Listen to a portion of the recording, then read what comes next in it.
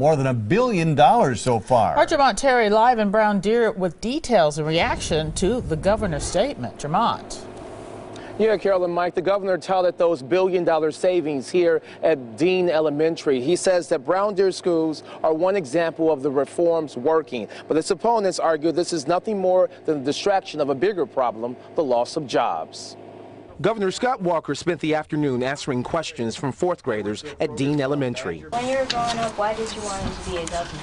Critics argue it's ironic the governor is visiting classrooms since he cut so much in education. But Governor Walker says thanks to Act 10, the state saw $1 billion in savings for taxpayers. Literally county by county all across the state, we document the savings that we can find from the reforms that we passed last year, reforms that help schools, school districts, that help counties, that help municipalities all across the state. The governor held a roundtable discussion where area leaders talked about how the reforms have helped out. Among them, Brown Deer superintendent. Voters passed a referendum for renovations and a new gymnasium after seeing a 4% drop in taxes due to Walker's reforms. We had a $22 million referendum. About $15 million of it was realized through a 0% increase to our tax levy.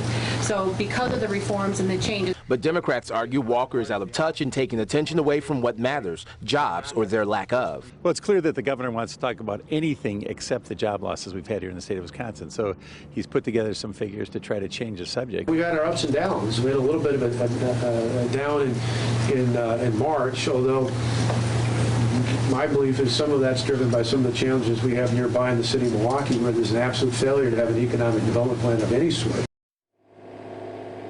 Now, Walker's Democratic challenger, Kathleen Falk, also spoke out about the so-called billion-dollar savings the governor talked about here today. She says the governor cut $1 billion in education and gave billions to new corporate tax breaks to private companies, and it came on the backs of those union workers.